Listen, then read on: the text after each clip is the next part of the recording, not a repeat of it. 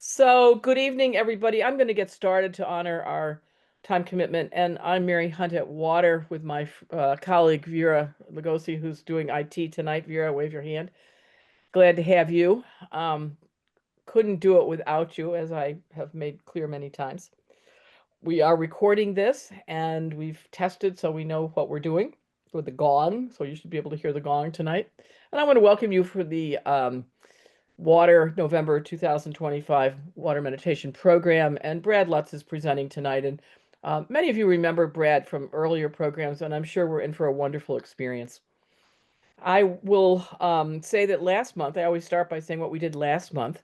I learned in Latin America that you always begin with a review of what you did most recently. So last month, we heard from me, and I talked about shaping a full life as a way to acknowledge death. And I relied heavily on the lovely poem by Mary Oliver, When Death Comes.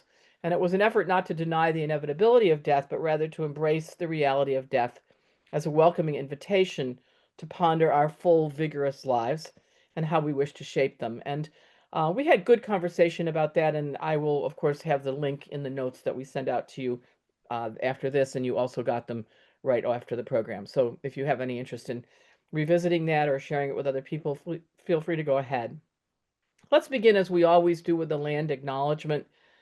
This is something we at Water have incorporated into our programs to remind ourselves of why we do what we do and what we want to do more of, given the systemic injustices that Indigenous and other people of color face in this country and, in fact, around the world. A land acknowledgement begins the process, but is not the end of the process. We are on the indigenous land in Silver Spring, Maryland, that belonged to the Piscataway and Anacostan peoples. We acknowledge the trauma and injustice toward them that is deep in U.S. culture and history. We join in efforts to eradicate it and make reparations for the genocide involved. Water's work is aimed at bringing about social justice. And if I can just make a shameless plug for the Franciscan Sisters of Perpetual Adoration, some of you have noticed and read in the papers that they just gave back the land that they owned for a retreat center to the native people to whom it belonged. And the way they did it, it was quite clever. I thought they just handed it to them, but in fact, they sold it back to them for the price they paid for it in 1966, which turned out to be 1% of its current value. And in such a way, they were able to build a kind of egalitarian approach to this process so that it wasn't just a full giving back, but it was, in fact, the native people buying it back at the same price and 100 times its value. So it was a wonderful and, I think, exemplary example of this kind of reparations that emerge when we take land seriously. So I invite you to take seriously the people on whose land you sit tonight, and feel free to list them in the chat as a way to honor them if you'd like. Let's take a moment together just to reflect on how important it is to be aware of the people who own the land on which we sit. For those who are new, let me offer how we do this. We have a short presentation by the speaker. In this case, it will be Brad. And then we move on to a 22-minute period of silence where we meditate together. And that's the operative word on that is meditate, is together, the meditate together part. Because you can do this in your own home or at your leisure, but to do it together, I think adds a dimension. This we've learned from Nancy Sylvester. And a gong starts that process and a gong ends that process. And it's about 20 to 22 minutes that we then come back together and have the opportunity to offer any reflections we might wish to make. Nobody has to say anything. But we ring the gong at the end of that period, come back together and use the time until the half hour mark, which would be 8:30 Eastern time, with an open floor for conversation about what it is that has emerged in our meditation. And it seems to work. We haven't really thought about changing the format a lot because people have given us feedback that it seems to work. So we use it that way. If you have a better idea, please don't hesitate to let me know. So I invite you to mute your audio at this point. It gives us a good clear line because we also record these, and then people can use them. You can use it again for your own reflection, or you can pass it on to other people, and it gets double and triple and quadruple duty out of a wonderful presentation like this. So let me introduce Brad Lutz, a retired United Church of Christ minister. Brad, it's kind of redundant to reintroduce you to people after so many times, but some are new. Brad ministered in local churches. He was a hospice chaplain. He has engaged in AIDS ministry, and he continues his ministry now, even in retirement, doing spiritual direction and faith formation. I learned recently, to my delight, that Brad was one of several ministers who accompanied the great Catholic queer theologian John J. McNeill, whose centenary we celebrate this year. He accompanied him during John's last days. And I was comforted, Brad, I must say, by the thought of you and others who recognized who John was, since John's own Jesuit community had put him out of the Society of Jesus several years before he died, more than several. Brad is an oblate of Holy Wisdom Monastery, an interfaith group near Madison, Wisconsin. He takes inspiration from the Taizé community in France and from the Iona community in Scotland. Brad is no amateur at prayer. He lives in Florida with his husband, Michael, and he writes for us tonight. Christianity's All Souls Day, Buddhism's Ghost Festival, Sufi Islam's Urs, and Judaism's Yahrzeit are just a few of the celebrations of ancestors and saints across the globe that honor and keep alive the bond with those who have gone before us. Whether you connect with ancestors, saints, mentors, loved ones, or inner spiritual guides, this meditation, Brad writes, will invite you to honor the guiding lights of those who have come before you, walked beside you, or lit your path in ways seen and unseen. He concludes, we are because they were. We become because they live in us. We are because they were. We become because they live in us. Thanks, Brad. You grace us all. Thank you, Mary. I'll wait till this picture shows up. This is a photograph of me, and when I was, well, it was in 1955, so I was not quite 6 years old when this was taken, with my sister, who was not quite 2, and my grandparents, my maternal grandparents, Clayton and Emma Geiger. When I was 10 years old, my grandfather died. He had been a formidable presence in my young life. There were Saturday fishing outings, Wednesday walks to the newsstand to buy his cigars, and always a comic book for me. Evenings spent on the porch when he would teach me to memorize the 23rd Psalm. We would have visits sometimes to his down-country friends where I picked up a word or two in the Pennsylvania Dutch dialect they spoke. And there were Sunday evenings at church where he would rest his eyes while listening to the sermon. I never knew you could do that, but that's where I learned how to rest my eyes during a sermon. And in all of these moments, I experienced a kindness and a love that lit my path. At the visitation we had before his funeral, trying to understand the first major loss of my young life, my grandmother took me to his casket and said, "You know he loved you, and he still loves you. He loves you in heaven, and he watches over you every day." My grandmother never had more than an 8th grade education, but in those words, she taught me 2 very important lessons. First, death does not end love. And second, no one journeys toward wholeness alone. Later in life, I would associate those lessons that she taught me with the Christian concept of the communion of saints. For me, the communion of saints is a great circle of all who live in God's love, not only those who are canonized or remembered in Christian tradition, but everyone in every tradition who has opened their lives to compassion and truth and justice. This communion, I believe, stretches beyond any visible institution to embrace all people and perhaps even embrace all of creation, anything that reflects the divine light. You can take that picture down, Vera, if you would.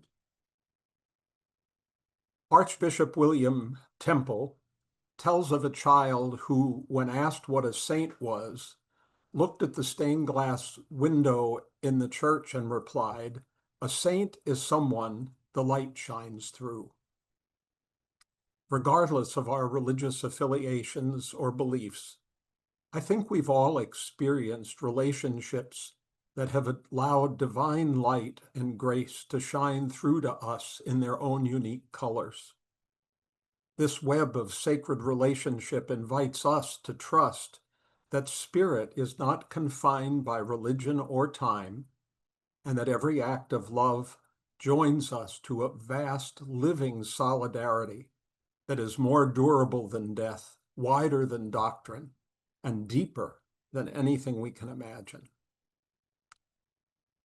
Although I am now older than my grandfather was at his death in 1960, I continue to experience his gentle and kind love, even as I sit here holding his railroad engineer's pocket watch to time myself because it's big enough for my old eyes to see. Today, my celestial catalog of guiding lights, both deceased and living, has expanded greatly over the years. There's Milt, the pastor, Robert, the college chaplain, Bela, the professor, Dorothy, the librarian, Roger, the attorney, Mary David, the nun, and Holly, the spiritual director, and so many more. Each one of those characters has touched my life with love and is now, along with me, I believe, a part of the great stream of grace that flows through every age and culture. So to show love, respect, and gratitude for our forebears, especially those departed, is crucial because I believe that all of these watch over me every day. Remembering and honoring my guiding lights keeps alive the bonds of love. So whether you connect with ancestors, saints, mentors, loved ones, or inner spiritual guides, the celebration of ancestors and saints across the globe invites us to honor every one that has come before us, who walks beside us now, or has lit our path in ways that have been seen and unseen. Their gifts are many. And so as we enter this time of meditation together tonight, I invite you to remember and reverence those guiding lights and the lasting qualities that they have imparted to you, those who watch over you and speak to your needs today. We are because they were. We become because they live in us. We are because they were. We become because they live in us. Thank you, Mary. Thank you very, very much, Brad. Beautiful, meaningful, and evocative. And now we move into our period of collective silence. I will ring the gong.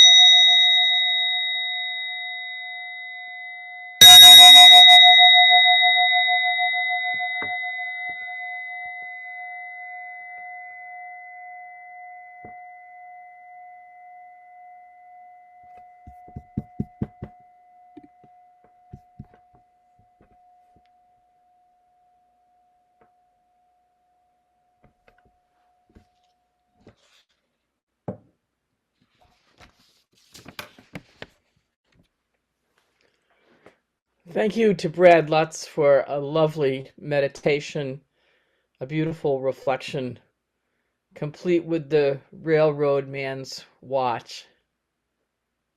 My grandfather was an engineer as well, and I've seen that one before. My list was long. I hope your lists were long as well. The floor is open now, again with thanks to Brad for reflections. Brad invited us to think about those who his light has shone through for us, and we may have some things we'd like to say about that. The floor is open. Please use the raise hands button at the bottom, which is easy to do, I think, under reactions, at least on my screen, and then you just raise your hand and it takes you to the top of my queue at least, and then when you finish you just lower your hand. If that's uncomfortable for you, feel free to just wave your hand, and we're small enough a group that we'll keep an eye out for you. The floor is open. Be sure to unmute yourself when you take your turn, and no one needs to say anything, but all are welcome to say something. Unmute yourself, and it's nice if you say where you're from sometimes to give people a feel for who we are. But it's just nice to be together, and thanks again to Brad. Cheryl Nichols. I really was raised by my two sets of grandparents, but especially my maternal grandparents and my maternal grandmother. And I just love the images that you used and the simple reflection about love that love extends beyond death. And the wonderful, wonderful image of the communion of saints, or as I think of it from Hebrews, the cloud of witnesses that encourage us on. And I think, most of all, the great gift that I got from my grandparents was just feeling like you express, absolutely loved, that nothing could take that away. And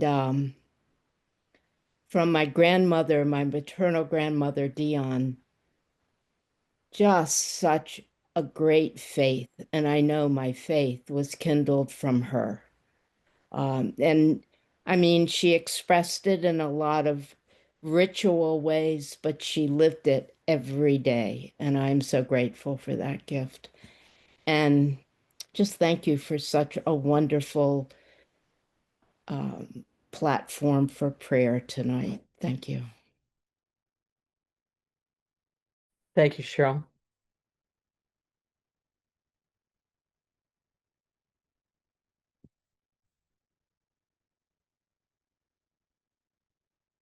And Brad, of course, feel free if you'd like to respond to anyone.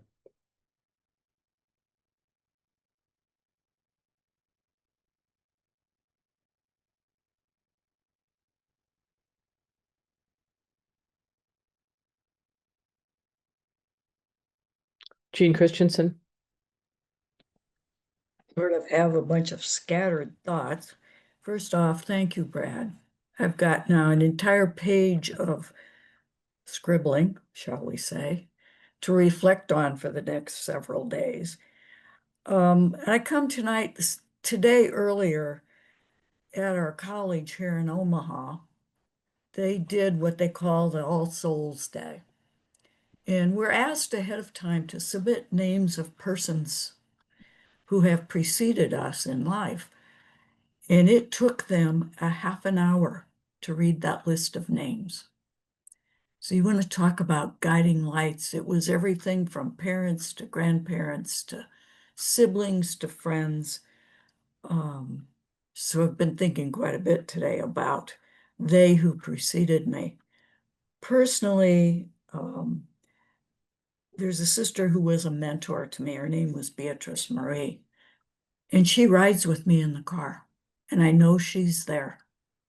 And there's been a few skinny, pretty close that didn't hit.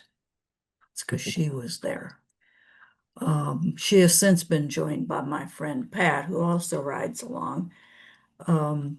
Pat is another guiding light for me. she who gave me unconditional love, showed me how God loves me that way. And the last thing is, the quote is from St. John Chrysostom. And it says, those whom we love and lose are no longer where they were before. They are now wherever we are.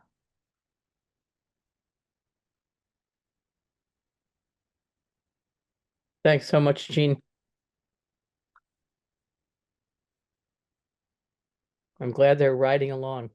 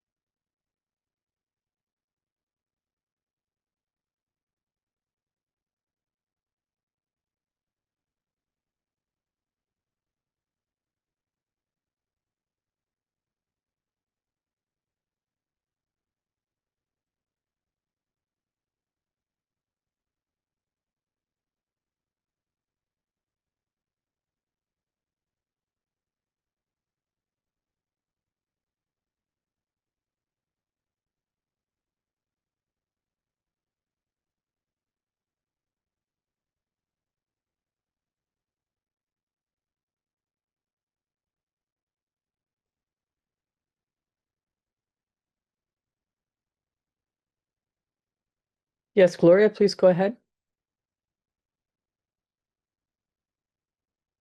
Just unmute yourself first. How's that? Perfect. Okay. Thank you. This is my first meditation with water. Welcome. And I have to say, I not only am from Omaha, I'm in Jean Christensen's community. We sometimes eat together. We did not eat tonight. Hi, Jean. I just kind of marvel at how the spirit works. What I was cognizant of and went to was to a group that I call my peeps. These are a group of people that have been mentors in the past, and they continue in a very concrete way. And I thought Brad said something about what would they say to us now? That's what I heard, whether you said that. And the words came, have patience with yourself. Something for me to spend a lot of time on with them. So thank you, Brad.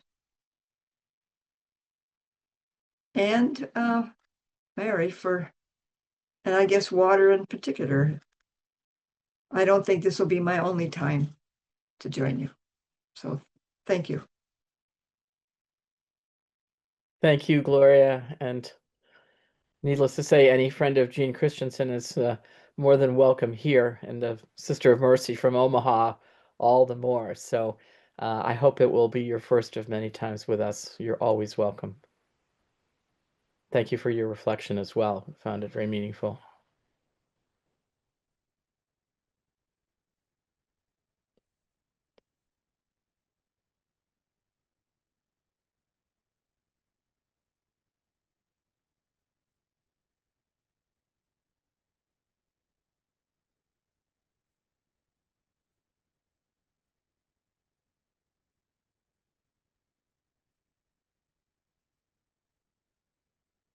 Anyone else like to share before we close for our evening.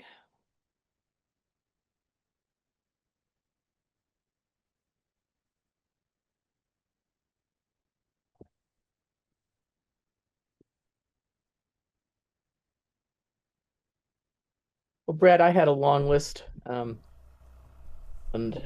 I found as I got to the end of my list, or what I thought was the end of my list, it kept going. And then I started thinking about people who are not yet on the other side, shall we say, but perhaps finished with the life as we know it. So many people having dementia in their last years.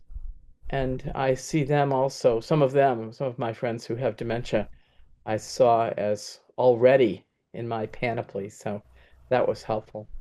I thank you so much.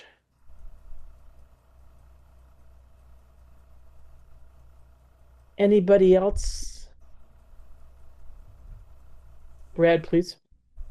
I just want to thank you, Mary, and Water, and all of you for always welcoming me to these meditations. I guess I've been coming for about 2 to 3 years now. I find them very meaningful, and I am pleased to count all of you among that great stream of grace that surrounds my life. And I just thought earlier, as Cheryl mentioned her grandparents, part of the amazing thing for me about my grandparents, my parents, was that I was adopted at birth, and love was given because they chose to give it, not because it was biologically obligated. If that's even possible, I don't know. So the kindness that I remember from my grandparents, my maternal grandparents, was always, for me, a sign of divine love in a great way. So I thank you all for listening tonight to my reflection and always welcoming me warmly. Thank you so much, Brad. Very moving. Anybody else as we finish our time together?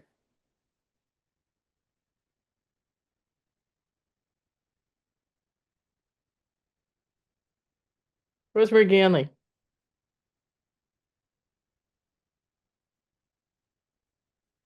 Mary, in my meditation, it came to me that some of my blessed ancestors are younger than me. I'm learning, that's a new insight for me. I'm learning a lot from the love of my 3 sons. They're 60, 57, and 55. And I'm just moved to thank them for their care and their insight and their concern. But it's to that generation that I'm looking for now, and that's a fresh perspective. Thank you, Brad.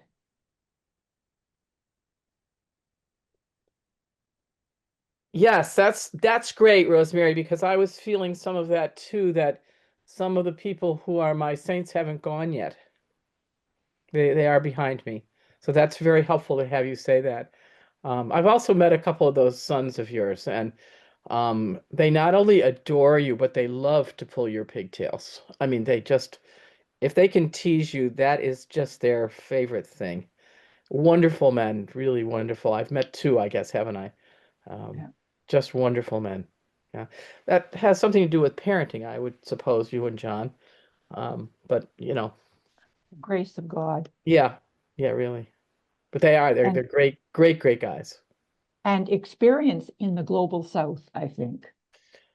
You gave them that, yeah, both in Jamaica, where we send our prayers at this point, and Yeah. also your stint in Tanzania. Yeah.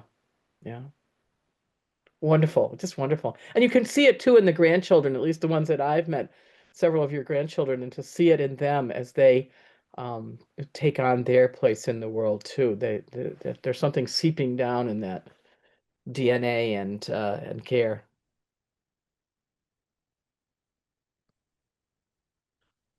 Anybody else before we? That's a great, great insight, Rosemary. If not, I will draw us to a close with Brad, just the deepest thanks to you. I looked forward to this and I'm never disappointed, and I really, really appreciate what you bring. Vera, thank you for the IT help, and nobody knows it but the two of us that you rescued me a moment ago from my IT issues. So we'll leave it at that. Everybody, thank you, and join us next Wednesday for the Water Talk. We will be with Teresa Smallwood on public theology and violent rhetoric examined in a queer womanist critical ethnography. It's quite a mouthful, but it's a very interesting book. Rosemary Ganley happens to have a personal copy, that much I know. It's really very interesting. Teresa is an attorney and activist and an academic. She's now the dean at the seminary in the Lutheran School of Theology in Philadelphia, 26 years an attorney. So not much gets past her. She's a very experienced woman and now writing in queer womanist critical ethnography. Please feel free to join us for that. And on Tuesday, November 18th at 7:30, Diane New and the Water Community will be giving thanks for what we have received, acknowledging the U.S. Thanksgiving holiday, an invitation to return thanks to nature and to our wise ones, and to ask their counsel for the years ahead. And then I don't know that anybody here will be there, but we will be having a Feminist Liberation Theologians Network meeting in Boston, and it will also be on Zoom. And it will be on Friday, November 21st from 4 to 6. It will be in Boston in conjunction with the American Academy of Religion meeting there. And we're going to meet in the Old South Church, which is a grand old place in Boston rather than in the convention center. And we will be looking very much at feminist liberation theology, at what we're calling this break the glass moment. And Kwak Pui Lan will join us for a few words. Susan Brooks Thistlethwaite, Rita Nakashima Brock. I'll have a couple things to say, but we're really breaking the glass this year because many of our colleagues. Win, will you be there? Win will, and will you join? Yes, I can't hear you. Yes? Good. Bring your friends, and I'm also looking for somebody to do IT for it. If anybody knows somebody in Boston, a student who wants to make a little money that afternoon, just to help me with the IT, if you've got a Boston student, let me know. But it'll be great, and it'll be an opportunity to have the women from Australia with us, who it'll be 7 or so in the morning for them, but they'll join because they're not coming this year, and a lot of people are not coming. The American Academy of Religion is 8,000 plus of your closest colleagues joining for a weekend of song and dance wherever we meet. It's kind of like the cattle show or the professional meeting of the field. It used to be a great place to get a job. There's no jobs anymore, so that's kind of dried up. But many, many, many of our international colleagues do come and are not coming this year because of not only visa problems, but also because of their commitment not to come to the States, which I completely and utterly agree with. But that's why we decided to have our meeting both on Zoom and in person. So we'll see how it goes, but you're more than welcome. I think it'll be quite exciting, and just to hear from people in different parts of the world about what's going on and how things happening here have an impact on them will be very, very interesting. And then this group will reconvene on Monday, December the 8th. Cheryl Nichols will be presenting that night, When Darkness Comes. So we look forward to that very, very much. And as you know, all are welcome at all water programs without cost. Donations are welcome. And we say at Water, if we share together, there's enough. And thanks be to God, 40 plus years later, we have shared, and together there is enough. So that's how it works at Water. That's why we don't charge admission or have tickets or anything like that. It's just, everybody comes. And that's every Water program. And I'm very glad that we have that policy at Water. And I'm also very grateful to our many donors who make that possible. So The Zoom will continue to be open for discussion if anybody wants to stay around for a few minutes. But for now, I will just say good night and good struggle from water. It's been a lovely hour together. Thanks again.